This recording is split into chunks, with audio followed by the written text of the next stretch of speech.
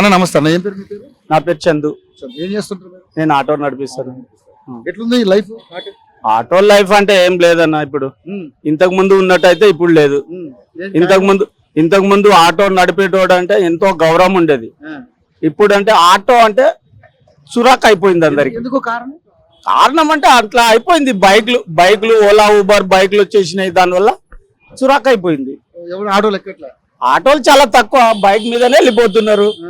ఎంత rich family ఉన్న ladies bike మీదనే వెళ్ళిపోతున్నారు అంతే. మరి అదైపోయింది మొత్తం. బస్ ఫ్రీ కూడా కొంచెం దెబ్బతీసిందా? బస్సు అంత తక్కువ.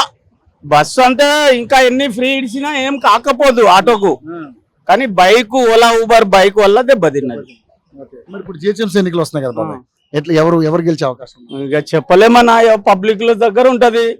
పబ్లిక్ ఎవరికి అని ఎన్నుకుంటారో వాళ్ళకే వస్తుంది. లాస్ట్ టైం 48 సీట్లు బీజేపీకి వచ్చాయి, బీఆర్ఎస్ రెండు కలిపి బాగా పోటీలు ఉండే.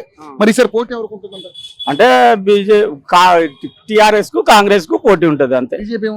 బీజేపీకి తక్కువ, ఇంకా ఇక్కడ ఫామ్ కాదు ఇక బీజేపీ. అప్పుడే ఇక్కడ ఎంపీ మల్కాజ్గిరిలో బీజేపీదే కదా. కాజ్గిరి ఎంపీ బీజేపీ, కానీ పాపం ప్రభుత్వం లేదు. ఆయన ఏం చేస్తాడు? ఆయన ఏం చేయలేడు కదా. ఆయన ఒక ఎంపీ, ఆడ పోయి ఢిల్లీలో కూర్చుంటాడు, ఈడ ఏం చేయలేడు కదా.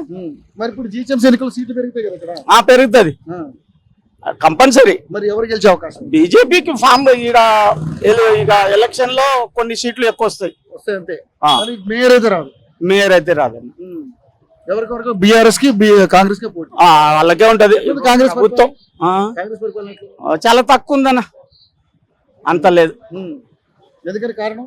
కారణం అంటే ఇక ఈయన చెప్పేది ఏంటి, ఆయన అప్పు చేసిపోయిండు, నేను అప్పు తీరుతున్నాను, నా దగ్గర అప్పు ఇచ్చేటోళ్ళు ఎవరు లేరు, అలానే మాట్లాడుతున్నారు. ఇంకేముంటది? 6 గ్యారెంటీలు కూడా లేదు. అదే అదొకటి. Thank you so much.